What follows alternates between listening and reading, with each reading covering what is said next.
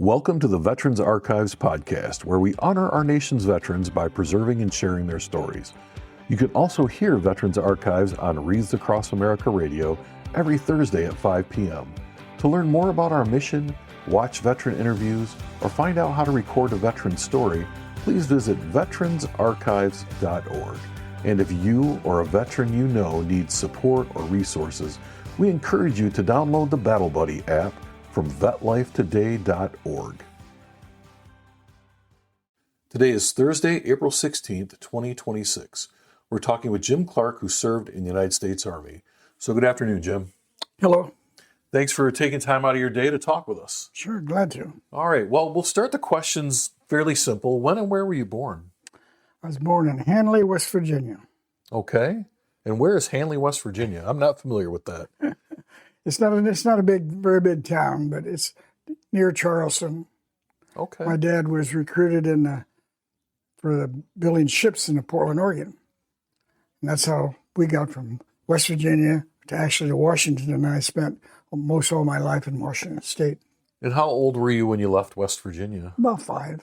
Okay. Do you have any memories of being in West Virginia, or was that?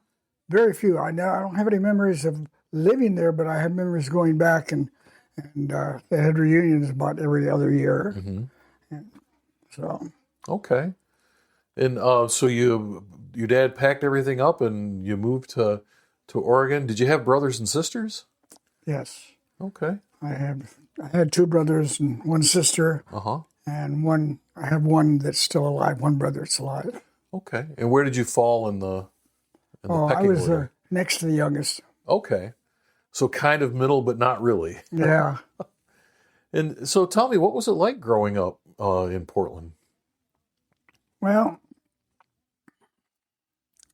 it was during the wartime, and we lived in barracks, actually, that was created for people that worked building ships. Uh-huh. You know, and actually, Vancouver, Portland, it's right on the Columbia River. And so I just remember playing in coal bins, because that's how the houses were. Right. Were heated at that time.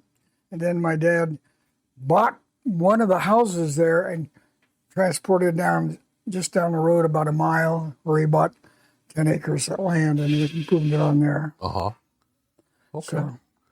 So there you are on 10 acres of land, and what was that? What was that like? Was there a lot to do for you as a kid?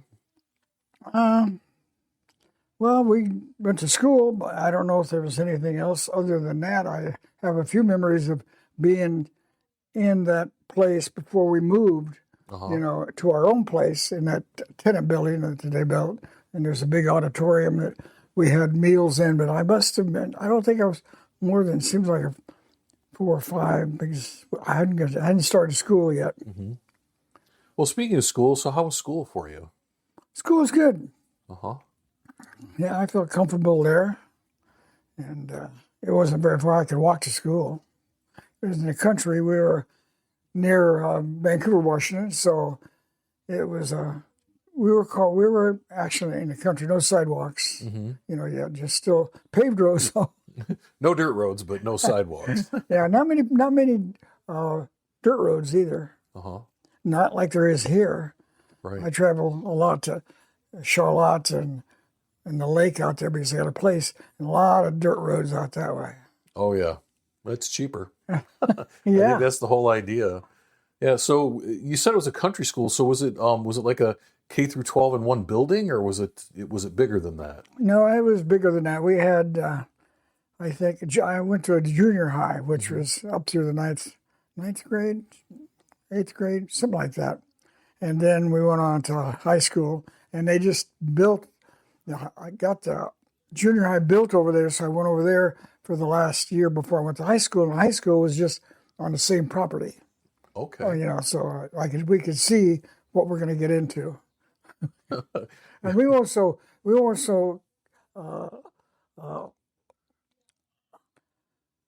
blessed by only having teachers for each grade. Right. Like if it was 10 years before that, they probably had them that taught several grades at once, but it grew big enough to warrant to have so many teachers. So did you play any sports, or did you have any favorite subjects?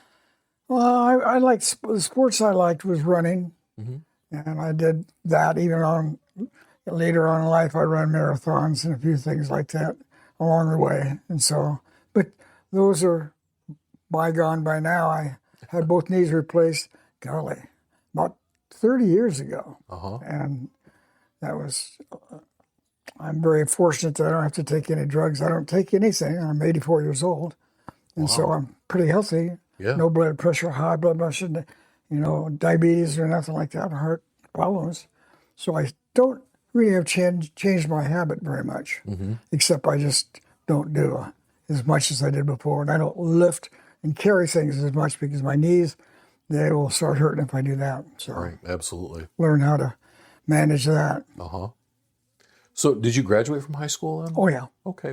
And then after graduation from high school, what'd you do after that? Well, I think I just did labor jobs around the area of Vancouver and Portland, Oregon. And I went in about 2 years after high school. Okay. In the Army. All right. And what prompted you to join the Army? Well, I wanted to get some kind of skills that I didn't have in high school because we didn't have a lot of choices in high school like you do in this high school now. You got auto body, you got everything you think of. But we didn't have that. And so I thought it'd be a good way to get an education, get paid for it, and then I can get on with my life. I was anxious to get out of the house, out of my parents' rule. And I went in, I was about 20, I think, when I went in. So it was only a year or two after. And why the Army? I have no reason. I didn't know anybody that, that retired from any of the services, so I had no influence there at all. You just said, I'm going to join the Army. Yeah, well, all my other friends, that's where we went. That's where they went, and several of us went in together, so we got to say at least 2 basic together. Right. Well, talk to me about that. So when did you leave for basic training? When did I leave? Yeah, was it in the summer, the winter? Do you remember? Yeah, it was in the fall. Okay. About December, because we had to go to Fort Ord, which is California. And that's right on the coast, so it was miserable and wet. And I remember that, yes. Fort Ord, California. So talk to me about when you first got there. What was that like for you? Well, it was different. I was put on the KP roster, and they had it posted, but this is my second day there. I never thought to look at there, and so I missed my first appointment. So then I got extra duty for that right when I got there. So it was okay. It was a lot of different people. You meet people from all over the United States, right? And they had different habits, and it was easy to get along. It was nice to get to know different people from different places. And then how long? So how long was basic training at that time? Do you recall? 6 weeks. 6 weeks. Okay. So you're there for 6 weeks. Is there anything about basic training that really sticks out to you, like when you think about it? No, it was pleasant. It was fun. But we were right on the coast, and it rained a lot. I can remember that. I remember getting a cold in basic, and that wasn't too much fun then. You still had to do all the stuff you do if you're healthy. Right. Because fortunately for you, you were a runner, so you were in good shape to begin with, right? Yeah. Okay. I didn't have any issues there in the exercise programs they had. So. And then what was your MOS in the Army? What job did you do? Actually, I don't remember the actual. It was business administration, that's what it was. And I ended up going to a school that taught how to manage the stuff the Army bought, and also preparing pay vouchers. I actually ended up in a pay unit that we managed for the troops who went to the field. So we had actually did the same things that infantry did. We had to go out and play Army and that stuff, but we still would go back, and our regular job was just doing the pay vouchers, by hand, of course. In 1960, that's where it was. Right. So that's what we primarily did. Okay. After I got out of basic training. Right. And so where did you go for your advanced training then, for your business training? I went to Indianapolis, Indiana. That's where I went for the business end of it. And then where did you end up after that? Hi, this is my wife, Donna. Hi. Bill? You continue. Okay. Well, I went to Fort Benning, Georgia. Okay. That's where I went for after basic. No, that's where I went to basic. No, that was You went to Fort Ord for basic, yeah. and then you went to Indianapolis for training, and then you ended up at Fort Benning then? Is that No, okay? no, it didn't work that way. Okay. I was primarily, and after that, let's see, where was the first place I went? Okay, I went to Columbus, Georgia, Okay. and I spent pretty much the other 2.5 years I had left right there at Fort Benning, Georgia. Okay.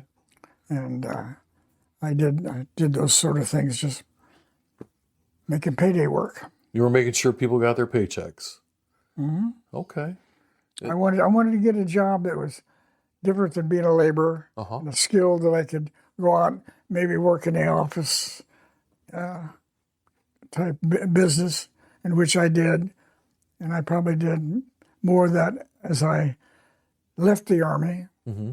Then I took a job with the U.S. government, and I retired from the U.S. government, GSA. That's where I retired. And I worked in several large cities in office work, and it was nice. It was good. I look back on it, and it was fun. I had a good time. Yeah. Traveled a lot, and they always lived best hotels we stayed in. Gave us $100 and some a day for food at that time, a long time ago. It's a lot of money. Yeah, yeah. Yeah. So you so while you were in, I'm sure you made friends. Do you still keep in contact with any of your friends from the military? Yes, I had a friend from, I actually went down and seen him 4 years ago. He lives down in Phoenix. Mm-hmm. He was one of the guys I worked with. That's about the only one I went to see because nobody else, I didn't know anybody else once I got my final training in, because I worked so far away from where I lived. Right. Actually, it's called 15th Finance Department. Mm-hmm. And I seen that the company clerk had a good job. He had a Jeep to drive around all over the post. All he did is, I don't know if you're familiar with the morning ports. That's about the only thing he had to type. And I was just I saw the government keeping track who was there, and who was on sick leave and all that stuff. And so I did that while I was in the Army, which I didn't really work in making out pay vouchers. So, but that was good. I got a good experience and kind of learned how everything worked, Yeah. And so, I got promoted real quickly. So it was just a good experience. I had a good experience in the Army. And then so when you left the Army, where did you go from there? Okay. I went back home. Okay. In the state of Washington. And I worked for a neighbor that had, it's called Bucrest Nurseries. He had a nursery farm, 105 acres of growing seedlings for BMW and everybody else for the transplants trees, because there's a lot of farming done in the industry. Mm-hmm. So I worked there kind of on and off, trying to find out what I wanted to do. And in between that, between jobs, I would work to plumbing, electric, and outlets. So I knew how to actually install about everything we sold. And we sold everything that the house has in it. Did that and a couple times, just like the nursery. I've quit and worked a couple times. I went back to it. I was a nursery manager at one time. And so I just got some more experience, still trying to find where I wanted to. And I worked construction. I did that out in the rain, and I didn't like that too much, digging holes and putting in water line and sewer lines for this contractor. And we worked in the wintertime. It gets cold. We don't get the snow like we get here. Right. We're lucky to get snow. And if it stays on the ground, a week or two, we're surprised. Mm-hmm. And I lived not too far from actually Seattle. And so I don't know what else I can tell you about other jobs that I had. Hmm. When did you go to work for the government then? It was about 2 years after I got out of the Army. I got out in '64. Uh-huh. Yeah, I took a job in the local area where I lived, Uh-huh. and it was for GSA, and GSA does a lot of work. You don't know how much familiar you are with what we did, but we rented, and leased all federal buildings, courthouses, and court and border stations. Uh-huh. That's what we were in charge of, and I ended up doing all the inspecting of things that we have done there because I've worked at plumbing, electric, and RF. I had a lot of variety, and I went into and become a GS grade person after that. Okay. And all I did was travel and inspect. I think I had about 67 buildings that I had to visit every year. And so I traveled a lot. Traveled about 60 days a year. That's not a lot, but I haven't traveled since then, hardly. I've made a couple long trips, but Uh-huh. driving, but anyway. And where were you living when you started working for the government? Same where in Vancouver, Washington. Okay. And then, so how'd you end up in Michigan? I was married to a woman that we were married for about 12 years, I think, and things weren't going too well. And her parents lived in Lansing. She had a father here, 2 sisters, and a brother. They all lived here, and most of them lived in this park right here. Okay. And so I thought, well, I'd be willing to move back there to see if that'll improve our relationship. I didn't want a divorce. I wanted to stay married. But that didn't. I realized very quickly that was a way that she wanted to get back here. And then I got a letter the first year I was back here from a lawyer. Mm-hmm. So my life changed again.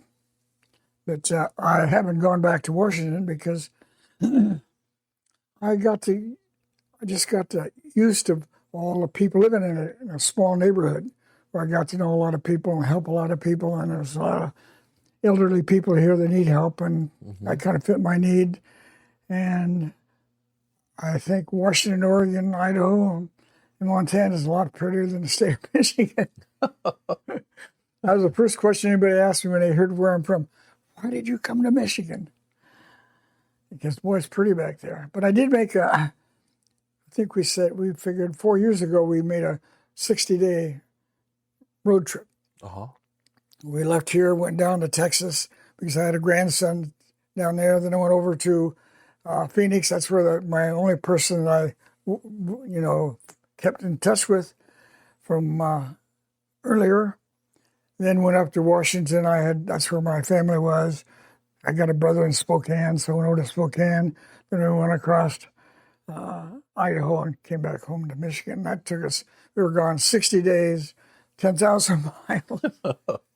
That's quite a vacation. Yeah, and I never took a trip that long. Right. We had a camper, and so we just stayed in parks and stuff and went to parks. We went to a lot of federal parks all over, especially down in Arizona and California, and stayed and just seen a lot of the country while we were out. And we're getting ready now to do that same trip, except we're not gonna drive. We're gonna fly back there and rent a car and do all that and fly back. It just takes almost 4 days if you drove straight to get there. Yeah. That's 8 days, and I don't want to spend that, and it's costly. It's a lot of driving. It is. So, when did you get divorced then? Is that? Let's see, about 10 years ago. Okay. Because I've been here 12 years. Uh-huh. And Dawn and I have been married 7 years, I believe. Mm-hmm. So how did you meet your wife here? In church, in a life group that we meet. That's how the church locally deals with. It's about 4,000 people or members there. That's how they can keep track of everybody and make sure everybody's needs are met and train them. And so, so we met. Was it love at first sight? No, I won't say that. but we were interested in each other, Yeah. and it just worked out. It got to a point where our relationship. We were planning on getting married a year from then, or a certain point. Right. And after months going by, we says we don't have no reason to wait, so we got married. We knew each other about a year then, I think. Mm-hmm. Now, do you have children then? I have one son that lives in Seattle Uh-huh. or Vancouver, Washington, and Donna has quite a few grandkids that just live here in this state. Now, does your son have kids? Do you have grandkids? Yeah, I got grandkids. My son actually is retiring this month, Wow. working for Boeing up in Washington. Then one of my grandsons, we're going to meet up when we go this year in Montana, because he's coming back from being in the Air Force over in Germany. I got two grandsons, and they're both out of the service. Uh-huh. And actually, some of them retired before their dad. So what's it like to be old enough to watch your son retire? That's got to be kind of interesting. It's amazing. It's more amazing that I got two grandsons. One is already retired last year, and the other one is getting pretty close. I think he's just come back from Germany, and I think he goes to California for his last 4 or 5 years that he's going to be in. It's really nice. I've been a long ways away from him,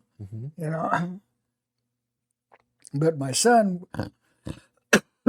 we lived in the same state most of our lives until I moved over here 12 years ago. So then I could see him quite often, but I did see him a lot. Mm-hmm. So, yeah, I would like to have been closer. Just like all my grandparents and my uncles and aunts and cousins. I don't know any of those people because we left Washington when I was about 4. I mean, left West Virginia about 4. Right. And so most people back in West Virginia don't go to Washington for anything. I mean, this was in the 40s and 50s. Yeah. You had to travel. That's a long distance. And we made, usually about every 2 or 3 years, we'd make a road trip and go back to the reunion. Mm-hmm. Then I would reconnect with a few of my cousins, but I didn't know any of them. And my grandfather and grandmother, I have memories of them, but not much because I didn't live there. Yeah. So I miss that because I see some families are real close, and I can see that would have been really nice. Yeah, it makes it difficult because, I mean, we have the ability to live anywhere, and families tend to spread out as they get older. Yeah. Yeah. So, you talked a little bit when we were talking earlier about you were a runner and you had run some marathons. Can we talk a little bit about that? Because I don't like to drive 26 miles. I can't imagine running 26 miles. So tell me about that. I think that's interesting. Somewhere when I was getting close to 40, I didn't like the way I was gaining weight. Mm-hmm. So I thought, well, I'll start running. And I did run track in high school. Right. So I did like running because it moves you to a place where you can think about things and you just run along and you can just kind of plan stuff. And I ran into a bunch of my friends ran. So we had a group that were really close to runners. Mm-hmm. And I ran the Portland Marathon. I ran a Seattle Marathon. And I think I ran Portland twice. But it's a lot of preparation to run a marathon. I mean, you don't get out there and train a week or two. Right. But you stay with it. We ran a lot of other shorter races, of course, just for camaraderie, and had a lot of good time, a lot of good friends there. Mm-hmm. I don't have any, except one that lives in Battleground. I try to see him every time I go over to that part of the world. Yeah. But we had a lot of fun. Now, when I was in the Army, I would run probably 7 or 8 miles a day. Mm-hmm. And I felt like there was a point where once you reach that point, you could just keep running.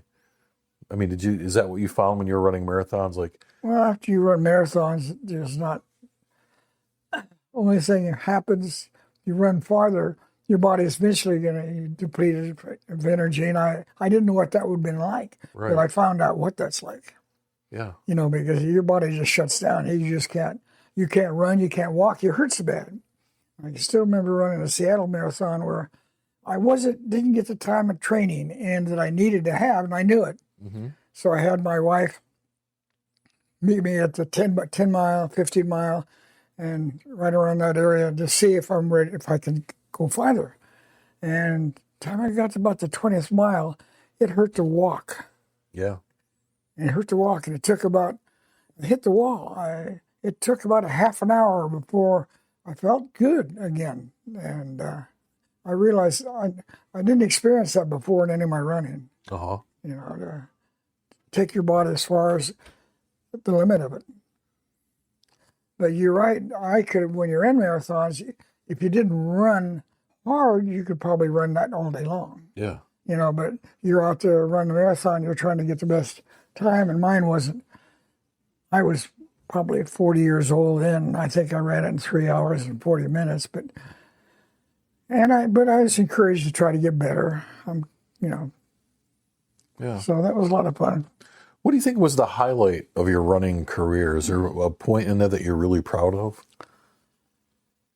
Well, I could usually outrun the high school kids. I took great pride in the races that I run. When I was 40, I was still beating, competitively. Yeah. Nothing, great, but I got that satisfaction. And even now, I'm 84. I don't have very many friends that can do what I do now. Yeah. I can manage everything. I'm healthy, and I still feel like God is going to give me 100 years. So I got another 14, 15 years to go. So. Yeah, you better take care of yourself. Yeah, I've always been concerned about what I ate, Uh-huh. and to some extent, Yeah. I do exercise now. My wife exercises on Zoom with 4 of her sisters every morning.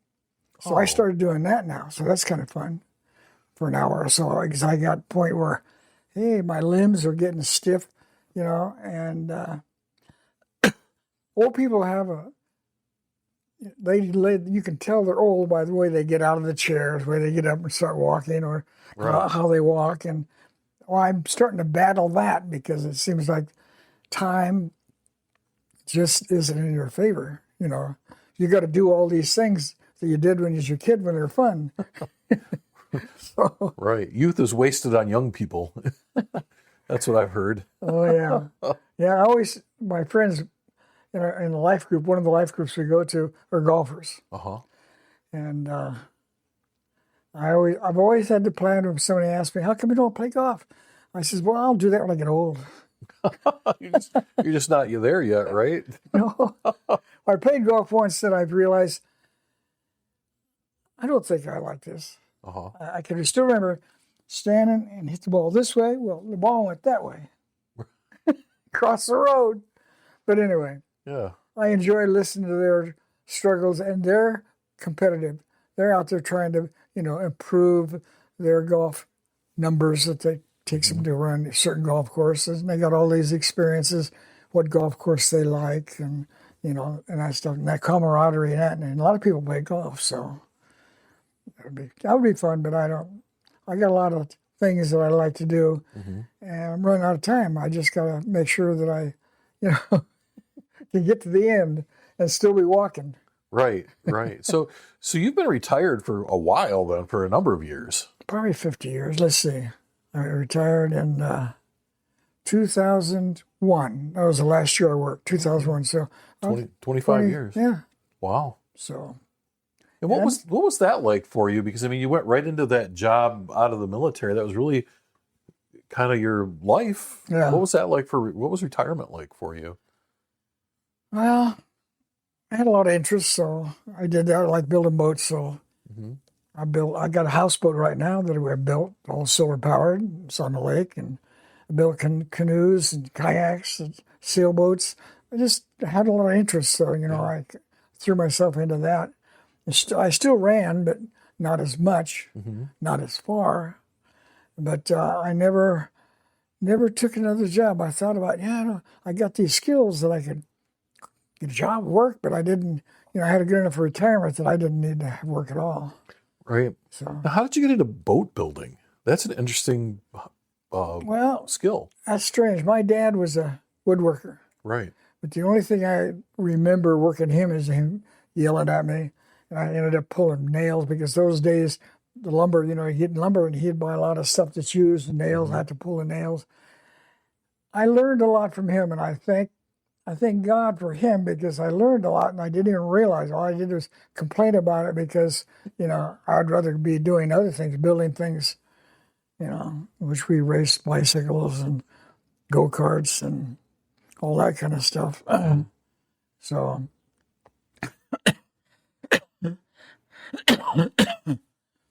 but I just like boats. I like building them more than I like riding in them. Right. But, You never built a boat in your basement that you couldn't get out, did you? no. Okay. I always had to build them in garages. Yeah. My garage most of the years was the double door garage that everything's on wheels, all my saws, all my tools that I had.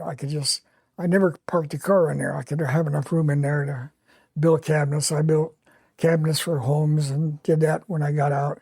When I quit working, when I got retired, I had to do something, you know, and I just had a lot of habits that I liked, a lot of interests. Yeah, So right before I retired, someone said you got to have a plan. Like you can't just retire. You got to figure out what you're going to do need to in do something. retirement. Yeah.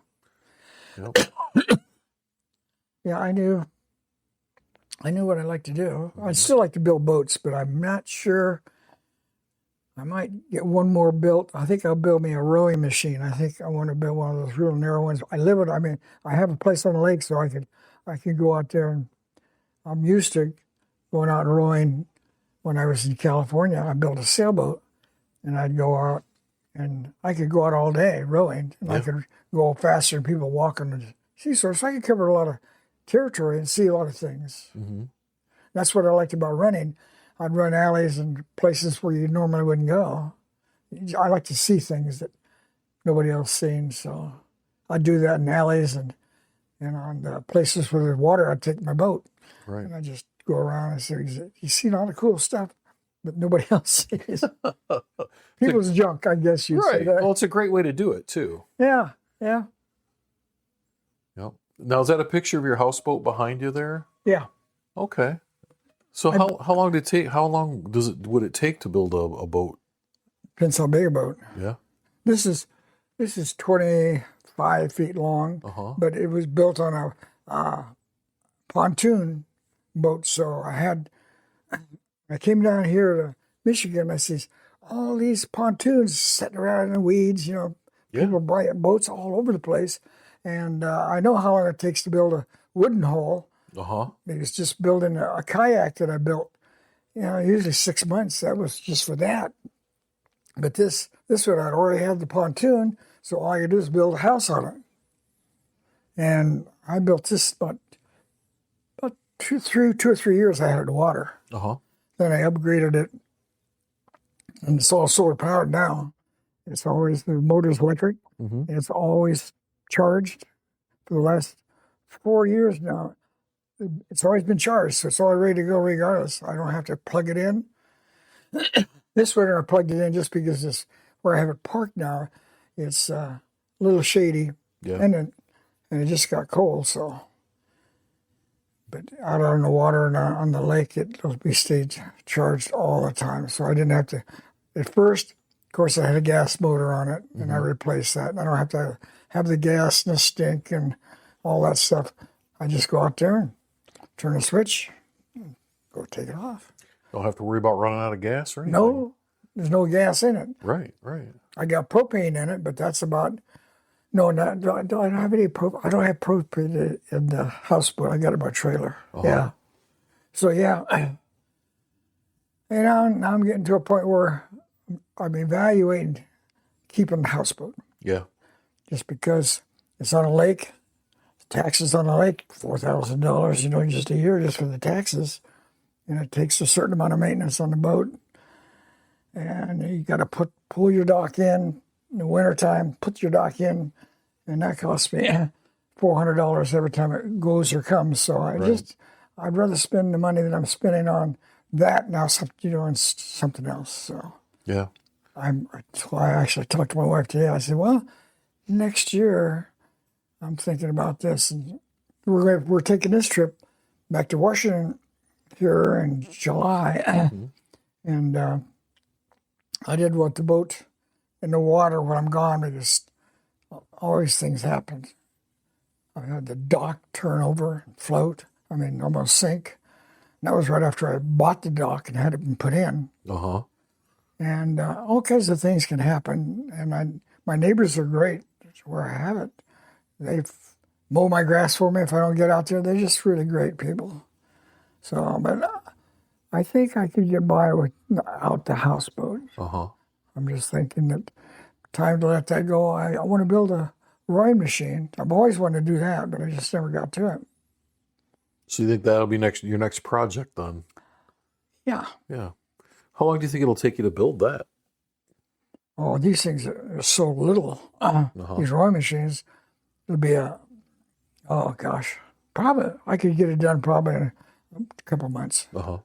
But because most of the apparatus, the rowing part of it's all metal and bolts into the boat. It takes a lot of stress, Yeah. to pull that. But that boat is really thin, and it couldn't handle being, having all the stress with an oaring on it. Mm-hmm. Now, do you work from plans, or do you just No, intuitively know how to do it? no, I work for plans. I buy plans and go from there. Okay. I don't think I've built any boat not from plans. I built a jet boat. I got pictures of that. Mm-hmm. And I just got a jet ski, cut right above the boat, right below the motor mounts. And it was a piece about this long then. And I bought a plan for the boat, and I just molded that in fiberglass. When I fiberglassed the boat, yeah, you'd have to see a picture of it. It's beautiful. It was beautiful. Now when I built it, like the 1950 Chris-Craft that had the mahogany, Yeah. I usually build a boat, and the process that I use, some of them I built, they call stickers, not stickers. I don't know. Little strippers is what I call a kayak that I had. Mm-hmm. Baltic strippers is only made out of strips, about 1 inch by a quarter, 18 feet. And then you fiberglass the inside, fiberglass the outside. It doesn't weigh very much. I built that sea kayak. I thought I could build that thing for a couple $100 in about 3 months. Well, I ended up taking 6 months of building that thing. Yeah. It's a learning experience. Right. What the heck, you can't push it. I'm never in a hurry. Yeah, sometimes our plans don't exactly work out the way we think they're going to. Let's take a quick break. Before we continue, we'd like to share a resource that may be helpful to veterans and their families.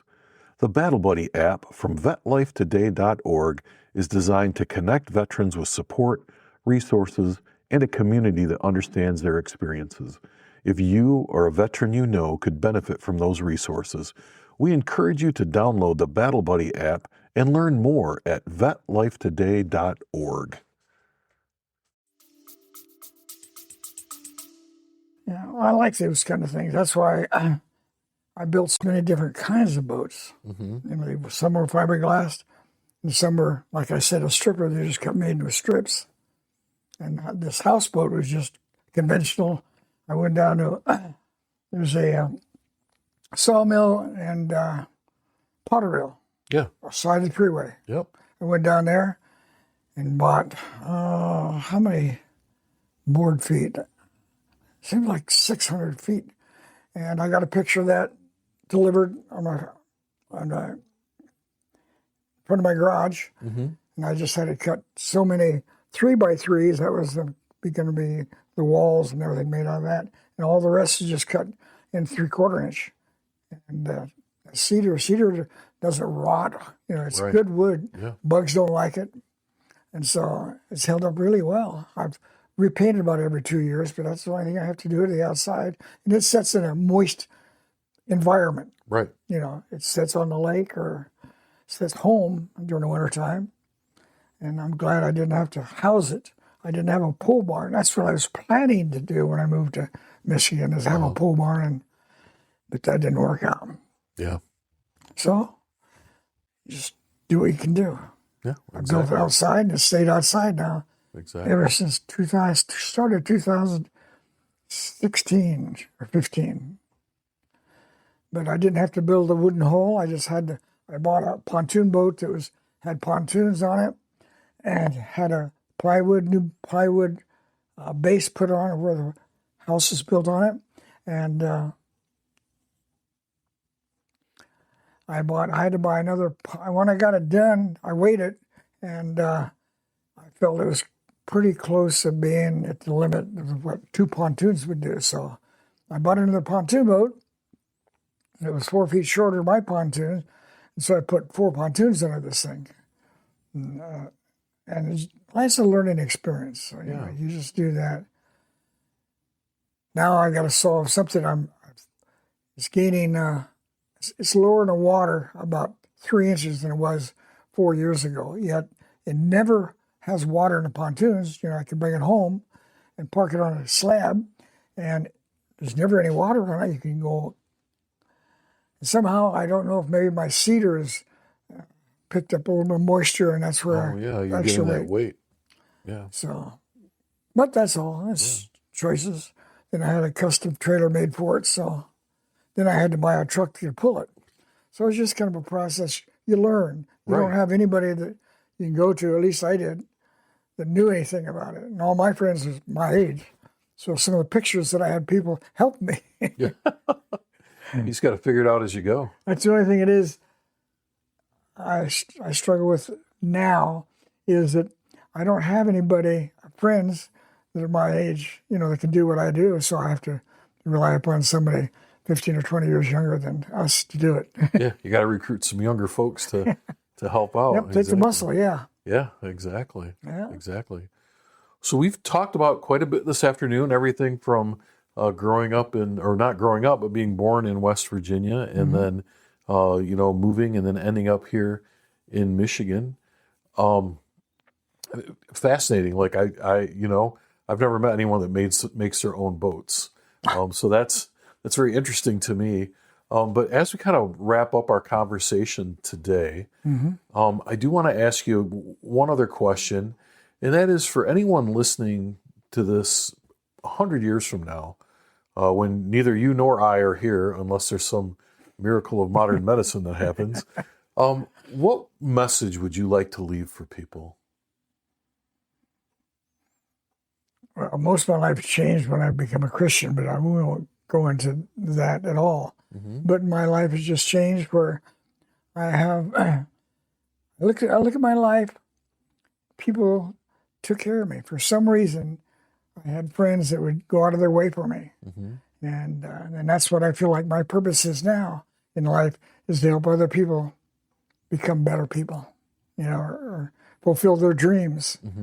And so that's what I do now. And I would like to just encourage everybody to be positive as you can. I try to turn everything into a positive look, because anything negative, it's not healthy for you just to listen to, No, that's true. Yeah. And that was one of the reasons I wanted to do this too, because after you're gone, who knows? And all my files where I ran and races here and there, and all the pictures of the boats and things that I had interest in, it's going to be gone. My grandsons are interested in some of that stuff, whether, what the grandfathers did, but I didn't live near them, so nobody could see them. I did have a few of my grandsons help me. I did do one thing when after I got out of retired, was build things. I had to work, and I'd go to Army bases and Air Force bases, which there's one in Seattle, and set up and sell my wares. I did that. I built cabinets too, but did a lot of work. I'd like people to, hopefully they learn why they're here earlier in life, and if they're not, if they don't know why, that's a good starting point, is to, and you can ask somebody to tell you, what do you think I'm here for? Because they'll see things you don't see. Right. Yeah. And it seems like the older you get, more you reminisce when you think about, wow, I had people, my supervisors always went out of their way. I was in the Army 1 year and I was in E4, just blessed. Yeah. Then I ended up working in regional offices and got to travel, beyond my experience, so I just, let's say, pass it on. I try to do that, and how I tip people, how I care for people that need help. I got a neighbor down here that's he's been paralyzed from about the neck down for 39 years. My gosh.